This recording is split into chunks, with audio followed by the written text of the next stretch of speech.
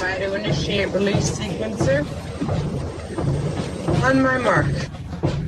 5. We're on express elevator to hell. Going down. 2. 1. Mark.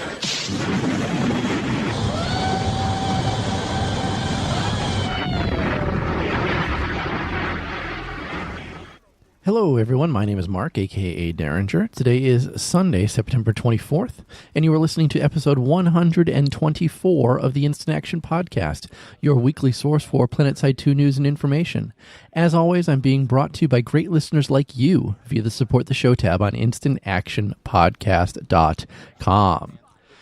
I've been playing quite a lot of Planetside this past week, actually. I'm working my way towards finishing off the Bandit right now, because that's the last carbine I need to finish to unlock the Fortuna on my NC character. Yeah, I've been playing this game for 5+ years now, and I still don't have a Araxium special weapon, even though I know most of you listening to this playing the game have unlocked one or another at this point within the game. But in my defense, I've moved around characters a lot. You know, I started this game playing Terran Republic, played that for almost a year, then swapped to Vanu, played that for almost a year, and then finally settled in on my NC character that I'm playing now for the most part. And even though I play that character, I still play all three factions with great regularity. So, you know, I could be playing New Conglomerate one night and then Vanu the next. So there's very little continuity between my play sessions. I guess that's probably what I'm trying to say, which has restricted me from finally finishing off that Araxium. So, you know, I've worked my way through all the various carbines on the NC side. I like some of them. I don't like others of them. And then, like I said, finally I'm almost done with the Bandit. I think at this point, last I checked, I think I have 90 kills to go to Araxium that, and then that will unlock the Fortuna on my NC character. And I'm actually looking forward to that, because once I do that, it's just the final push for battle rank 120 on that character, which I think I need 630-something thousand experience at this point to finish that off. So, you know, a good double XP weekend for members next weekend might take care of some of that. That's probably what I'm looking forward to. But who knows how much I'll actually play. Next Sunday is actually my birthday, so feel free to send all your birthday wishes in on the voicemail or whatnot. I promise I'll play them all, emails or whatever. So maybe that will actually probably restrict some of my playtime, not as much as I'd like to, but I do think that this weekend coming up with the double XP for members, that's going to be a big push for me to try and finish off BR 120, and hopefully before that even happens, I'll have finished off those 90 kills on the Bandit and earned the Fortuna.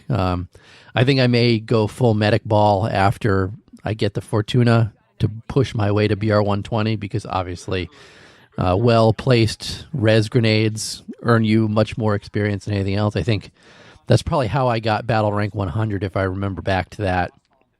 I recall running into the biggest fights I could find and just tossing res grenades constantly, running back to terminals, refreshing 4 res grenades, and then running back in. So that might be the route I take to finish off battle rank 120 as well, but I don't really know. I've got a plan is really what it comes down to, and obviously that plan includes quite a lot of Planetside 2. Like I said, played a lot this past week, and I'm going to be playing a lot the next week as well. It's good that I've played, because honestly, there's not a lot going on from the devs at this point right now. They're really tied up in this critical mass and combined arms initiative stuff, so they've been very quiet on their end. But I do have some stuff to talk about on this week's show, so what will that be? Well, first, I do have a small PTS update to talk about, followed by my thoughts after playing in this week's Critical Mass playtest. After that, I'm going to diverge a bit and speculate on what the next anniversary bundle is going to have in it based on a Reddit post. And finally, I'm going to talk about a recent review of the Elite Recruit bundle and why maybe as a new player you might actually want to look into picking it up. So strap in as we hot drop into another episode of the Instant Action Podcast.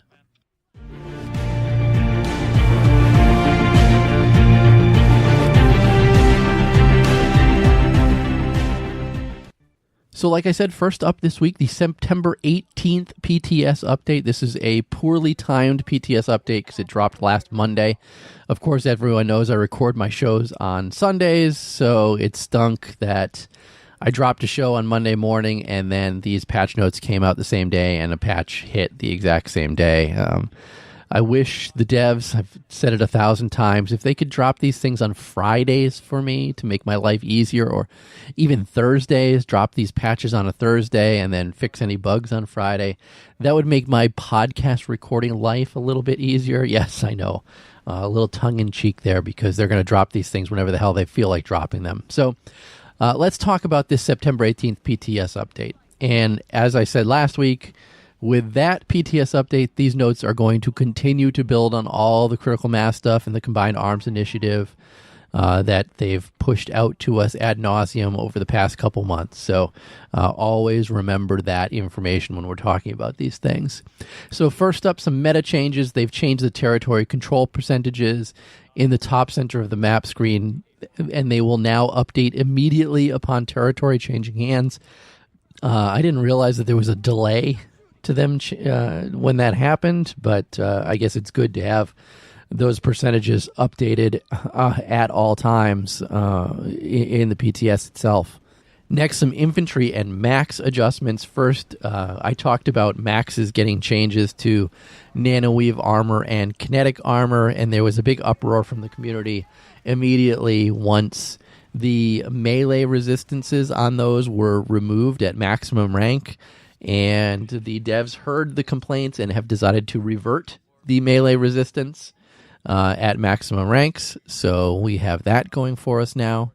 And in addition to that, they reinstated the archer damage resistance in exchange for that. So it was also returned, the archer, it was also returned to its own anti-materiel rifle resistance type. And what this is going to do is give it an increased effectiveness against most vehicles, but it doesn't sound like it's going to really be as anti-max. And when I say anti-max, I mean the changes that we saw. This is going back to episode 121.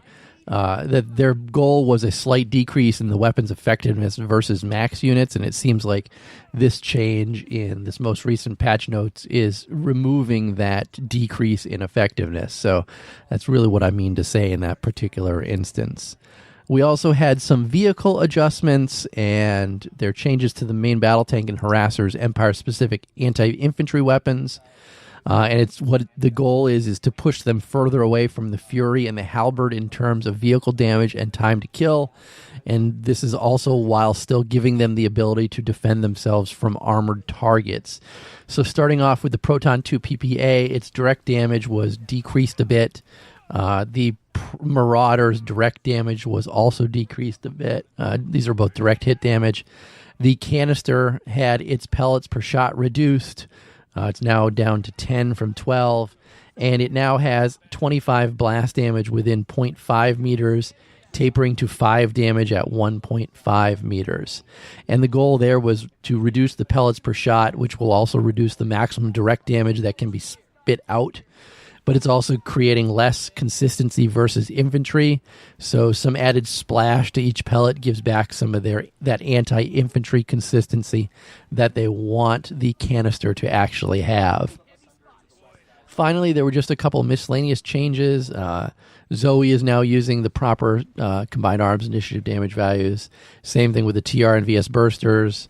And the biggest one is that the test server should no longer crash for non-new characters. So this is if you had existing characters on the test server, you try to log in, it would crash to desktop and not allow you to play. Certainly something that was making it difficult to do play tests. So glad to see that that is fixed. And I can certainly say, because I played in the latest Critical Mass playtest, that I was no longer having that crashing issue. So again, a small patch, just a couple little things that were added to the PTS. I'm expect that we'll probably see a couple more of these little tweaks here and there before the Critical Mass and the Combined Arms Initiative stuff goes live as they tweak it. I know they've talked about a dev live stream coming up this Tuesday to talk about the critical mass playtest. Perhaps we'll hear some more of the things that they want to do or additional changes that we should see coming down the pipeline. But with that, let's move on to our next topic this week and actually talk about the critical mass playtest itself.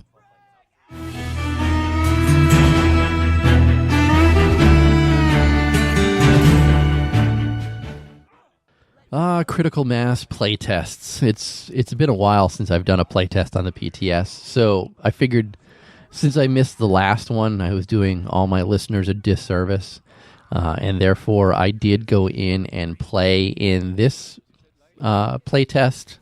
What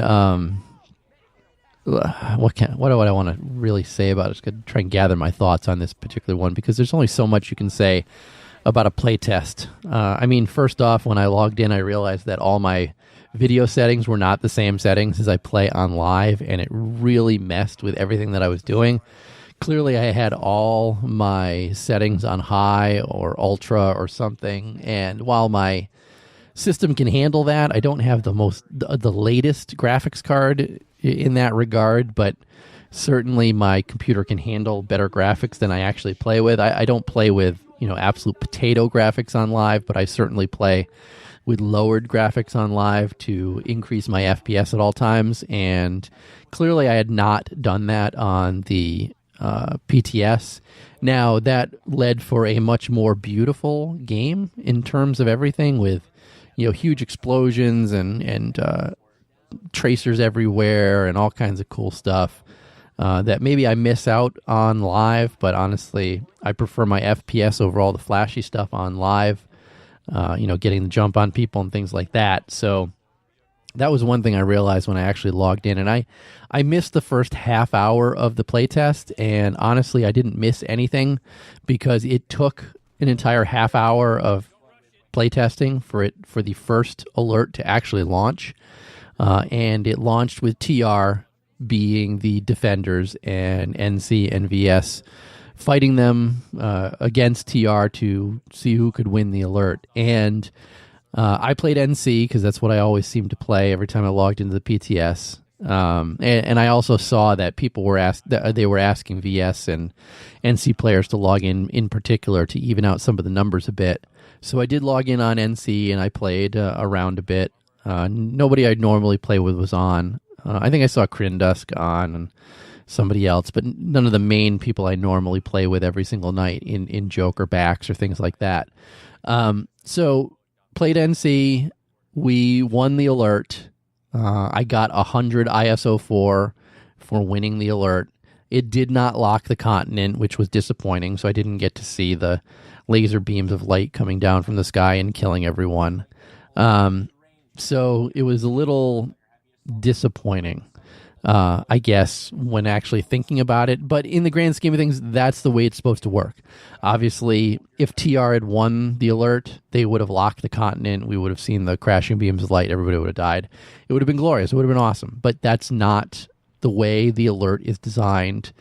The team or the faction launching the alert isn't going to win the alert every single time. In fact, I think it's going to be difficult for the launching team to win the alert unless they're really trying to win that alert, because there is that 2v1 mentality that's going on. I mean, I fought TR for the majority of the time, and the only time I switched over to VS is when we were neck and neck with VS and we needed to flip a base or two away from their control in order to, propel ourselves to the top portion of the alert itself, and again win the actual alert. So, I guess my thoughts on this are I'm worried. I wasn't worried originally, but I am becoming a little more worried as we go on that it's too difficult for the faction that launches the alert to win the alert, and for all the talk about loot bundles or loot cases that people are going to receive for winning the alert, I think they're going to be few and far between. And I'm worried that players who play at off hours and are able to get a whole bunch of people on, at say like 6 a.m. on a Sunday morning and push through an alert and then have almost nobody else on from the other two factions. and then easily or handily win an alert, I'm concerned that that's going to be the primary way that most launching factions are actually going to win the critical mass alert. Do I like the critical mass alert? Yeah, I don't mind it at all. I think there's an interesting balance being played on it where the other two factions are fighting themselves, but at the same time fighting that one faction that launched it to try and stop them from winning the whole thing and locking the continent. I like the idea and the premise behind it. I think it's sound, and I think it's a good idea, and it changes things up and really incentivizes a team or a faction to really work together and push and try and win a particular alert. I'd like to participate in maybe a couple more of these play tests. Like I said, I only participated in the first half. I guess they went for another half hour and launched a second alert on Amrish, but by then it was 8 Eastern my time, and I wanted to go play on live. So I dropped out and went and actually played on live for a while. I played on live for the rest of the night. So I missed the second half of the playtest itself. I'm not sure even how that resolved itself. But I know from my experience doing that one playtest on this that I do think it's just going to be very difficult in the future for the launching faction to win the alert. And I think that's my biggest concern. And I do think that we're going to see elements of factions logging on extremely early in the morning or extremely late at night, depending on how you look at it, or in the middle of the day on a weekday to try and win the alert when none of the other people are on, and then earn rewards that way. And I don't think that's how the critical mass alert is really designed. I do wish that they would come up with some other alerts rather than just this critical mass one. I like the randomness of alerts. I've always been a fan of the win all biolabs alerts or win all tech plant alerts, things like that. I enjoy those. I think there should be more of things like that rather than just a critical mass alert within the game itself. So, like I said, I do think I need to play on a few more of these PTS playtests and see exactly how it goes before making a final decision on this. But my first initial gut instinct is that there's a bit of a flaw in critical mass, and I'm hoping that it can be fixed before it comes to live or shortly after it comes to live. Otherwise, I think you're going to get some players upset that they can never win the alert when they're the faction that launches the alert, unless they have such extreme overpop or do it during some ungodly off-time hour that it's going to disillusion some players. So that's the critical mass playtest in a nutshell. I'm looking forward to, like I said earlier, the dev live stream that we're going to see on Tuesday. I will be at that. I have basketball that night. I'm going to try to be at that. If not, maybe I'll fire off some questions to the folks over at Daybreak Games on my own time, and hopefully they'll answer those things on the or even if they listen to this show and they hear what I'm talking about, maybe those are some of the things that they'll talk about on the dev live stream. But you can certainly know as a loyal listener that you will get a full recap of that dev live stream on next week's show. And with that, let's move on to, like I said, diverge completely to some different topics and move forward.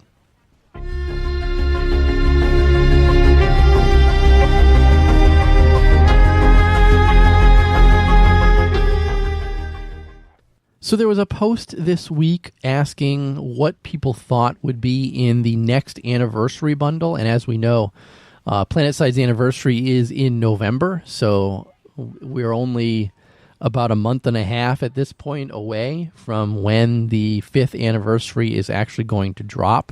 So people are already speculating what might be in the next anniversary bundle. And I don't know how involved Radar X was with getting these things together. I hope he wasn't the main catalyst to pushing these anniversary bundles out. He seemed to always be the one announcing them and being excited about them.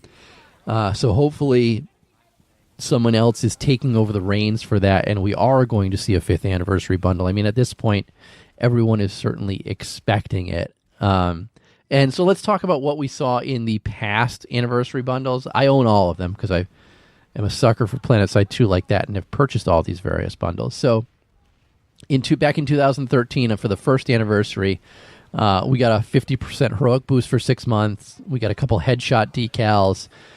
We got 1 year anniversary armor, weapon, and vehicle camos. We got AE versions of the Phoenix, Striker, and Lancer. We also got some free weapons, which was actually a cool one. We got the Rams .50M, the EM4 Longshot, the Parallax VX3, the Serpent, the Jaguar, the Razor, the Corvus, the Tar, and the Carnage. It was such a worthwhile bundle. I couldn't click fast enough to actually purchase this particular bundle because of all the stuff that it came with. I don't think I had any of those weapons at that time. I didn't have the Phoenix, the Striker, or the Lancer. In fact, I still only have the AE versions of those 3 launchers. And I know I didn't own any of the sniper rifles. I think I might have had the Razor at that point, but I don't know. But back in that time, most likely I had the Jaguar because I was playing TR a lot at that time. But either way, I didn't have the Corvus, the Tar, or the Carnage. So it was definitely a very worthwhile bundle at $39.99. And I certainly hopped on that. When we moved on to 2014, the second anniversary bundle, once again, we got that heroic 6-month boost, the 2-year anniversary camo on all 3 factions. We got hard light armor on all the factions as well. We got a 5-pack of the old implants. We got the Hex Edge, the hard light dagger, and the Damascus Edge. 3 new knives. We got the AE versions of the Baron, which is a shotgun, and the NS-15M. We got some anniversary horns for various vehicles as well. This wasn't as a must-own anniversary bundle as I recall. I mean, the hard light armor was kind of exciting, but I don't really use it that much anymore. I really don't use any of those knives because, as you know, I went to SOE Live, so I have that special knife from SOE Live that no one on PC really has. So I have no reason to use those. I've used the Baron and the NS-15 a few times, but I have the regular Baron and the regular NS-15. So, like I said, not a huge must purchase except for that heroic boost. And as I recall, I think they had issues with that heroic boost where if you purchased it, you unlocked it on every character, even though that wasn't meant to happen. When we moved on to 2015, we got the 3 Empire-themed NS-44 Commissioner AEs. We got the Lasher, the Chain Gun, and the Jackhammer. We also got solid blue, red, and purple camos, a 3rd anniversary decal, and the AE Nano and Medical Kit, armor kit and medical applicator. This one was a must-own for me because I'm such a fan of the Lasher. Any anniversary edition version of the Lasher, or any version of the Lasher, I need to have it. So I happily went out and bought this one. I think I had the chain gun and the jackhammer already and the Lasher already, so I mean it was just getting an AE version, and I'm not going to lie, I don't really use the solid camos at all. I do use the AE Nano Armor Kit and the AE Medical Applicator. There are quite a few loadouts that I have all Anniversary Edition weapons and applicators on, and I really enjoy that. So there was that particular one. Now, noticeably absent was the 6-month heroic boost from the 3rd anniversary bundle. But then we got to the 4th, and the 6-month heroic boost was back. We also got the AE HV45 Eridanian Parallax for VS, the GR22, the Cyclone, the Longshot for NC, the TAR, the Armistice, and the Rams 50M AE for TR. So all decent weapons. In fact, I've used all of the NC ones. I've used most of the TR ones, and I know I've used a few of the VS ones as well. We also got 4th anniversary camos, 4th anniversary armor decals, and 4th anniversary vehicle decals. Certainly I thought last year's anniversary bundle was a good anniversary bundle. I love the HV45. It was one of my favorite weapons in the game, so I'm happy to have that on my loadouts now. But the biggest thing was that 6-month heroic boost, and now it's been a while since my heroic boost has expired, and I really could use another 6-month heroic boost. So, and this is all based on a Reddit post, like I said earlier. So, what do I think is going to be in the 5th anniversary bundle? So obviously I'm hoping that we're going to see a 6-month heroic boost. The 6-month heroic boost is probably the one thing that makes me buy this one every single time. So I'm definitely looking forward to having another heroic boost in this one. I also expect to see an anniversary camo, for all the empires and the standard anniversary decals. Hopefully they're better ones than the AE IV, decals that we got last time. And honestly, the camos for the 4th anniversary are some of the worst camos I have ever seen in game. I can't bring myself to put those things on. But I do expect to see some camo, some decals, and the 6-month heroic boost. That seems to be a standard thing we see from year to year. Other than that, I would like to see, along the lines of the hard light armor, I'd like to see some vehicle armors, whether it's maybe some undercarriage lighting for vehicles or maybe some additional armor that they offer for the various vehicles. I think that would be a neat additional thing. Granted, it's not going to make everybody happy, but I wouldn't mind seeing them unlocking some vehicle armors, much like they did with all the hard light armors across all of the classes. And then after that, I would expect that either maybe carbines or scout rifles or auto scout rifles even might be something we see in this particular anniversary bundle. If it was going my way, I would do carbines, and I'd do a GD7F AE, a Jaguar AE, and a Serpent AE. And I think you'd get a lot of light assaults and a lot of engineers extremely happy with the anniversary bundle, and would be a decent reason for them to pick it up. I mean, they've been giving out a lot of weapons at times, so maybe they could also do auto scout rifles, so the SOAS-20, the AF-18 Stalker, and the Artemis VX-26, all anniversary editions of those. I think that would be actually a decent idea. And I think with that, it would cover the majority of the different weapons that everybody has access to.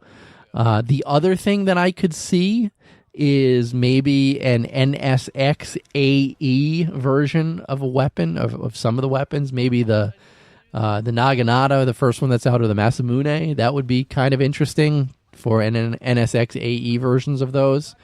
But still, I would love, or I would much prefer to see carbines specifically in this anniversary bundle, and that would double my run to actually purchase this thing on the first day. So, again, hopefully we'll see some news about an anniversary bundle in the next few weeks or so. Certainly sometime in the month of October, we should definitely hear about it. And as always, once we know what it is, you'll hear a full report from me on this show. And with that, let's move to our last topic this week.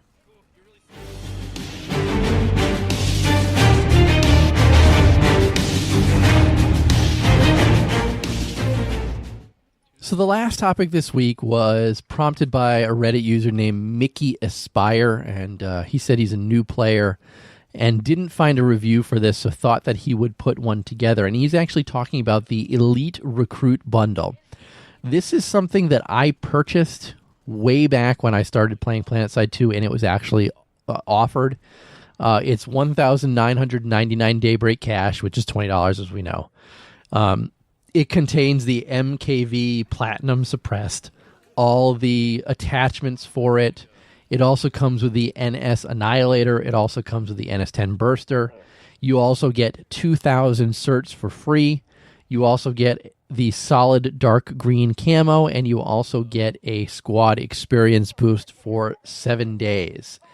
And when we break all of that down, you're getting about a little less than $41 worth of stuff for $19.99. So honestly, it's really a decent deal. I mean, break it down. The MKV itself it's a platinum version, which they don't sell in game, but the plain one, $7.99. You're getting $8 in attachments. You're getting the Annihilator, which is $7.99. The Burster, which is $6.99. The solid dark green camo, that was only offered last time during the 25 days of Christmas, and that was at $2.99, so that might be on the low end. And you're also getting a 7-day XP boost, which is $7. So, like I said, $40.96, just under $41 for $19.99. So, from a value standpoint, it's certainly worth it because you're getting double your money's worth in things. And And as this Reddit user wrote, they're not a new player. They've been introduced to it by a friend, and they picked up the game again after not playing it for a year, and they realized that they're having trouble doing anything against aircraft because the regular dumbfire rocket launcher you get is tough to use against aircraft and easily dodged. You don't actually have an SMG to start with, so you're getting an SMG in this, which is nice. You're also getting 2,000 certs within this, which that's a couple guns if you want them to really flesh out your different play style. So I have to give it to Mickey Aspire for doing this particular review, because I hadn't really thought about the Elite Recruit bundle since I purchased it forever ago. And I realized that all the stuff that he's saying about it is true. You can't really do much about aircraft when you start the game off. So the fact that you're getting the other burster, so now you can do a double burster max suit. You're also getting the Annihilator, which locks onto both aircraft and ground vehicles, so you can deal with aircraft that way as well. Like he says, you're getting access to this SMG, which every class can use. It also unlocks some entirely new playstyles for the Infiltrator. And since you get all the attachments unlocked, you can equip this thing any way that you want and really play around with it. And again, that 2,000 certs that you get, you can go down the Infiltrator tree and unlock some other stuff.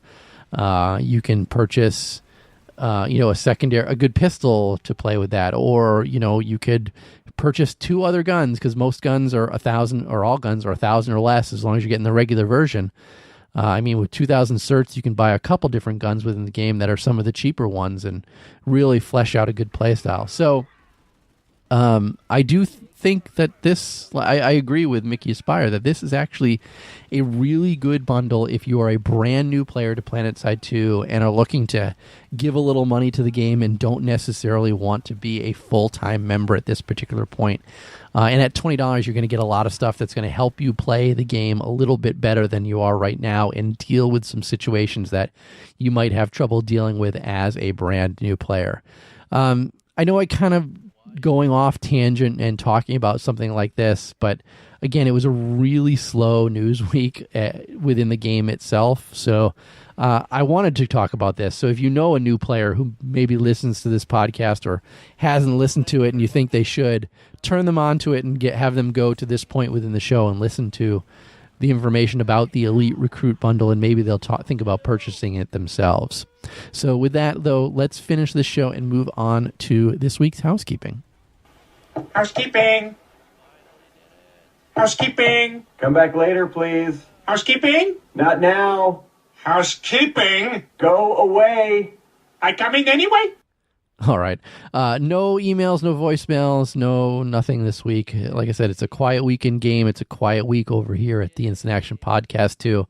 As you can hear, my voice is certainly better than it was last week. I actually feel a lot better than I did last week. So I think that cold has certainly run its course and left. Of course, my wife still has it. She's on the second round of it. She had it, felt better, and now she's got it again. Hopefully that's not going to happen to me. But that's neither here nor there. Again, my birthday is going to be next Sunday. I'm going to be recording next week's show on October 1st, my actual birthday. If you guys want to send me birthday presents, you can certainly do it in the form of whatever you want. Game codes. I'd love a game code to Fortnite if anybody has one. I'd like to play around with that. Anything like that. If anybody has some of the Destiny engrams, the squishy stress ball versions that they don't seem to sell anymore, I'm not paying an exorbitant amount for those things. That's another thing I'd love for my birthday. But that's going to be it for this week's show. How can you get in touch with me or the show itself? Well, as always, visit the website, www.instantactionpodcast.com. Send me an email, instantactionshow@gmail.com. Call me, leave me a voicemail, 347-4VM4PS2. That's also 347-486-4772.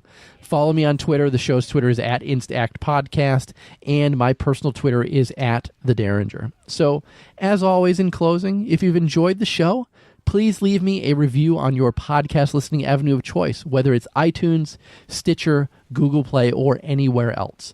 Also, feel free to tell your friends and outfit mates about the show. And finally, Thanks for listening, and keep spamming that Join Combat, formerly known as Instant Action button.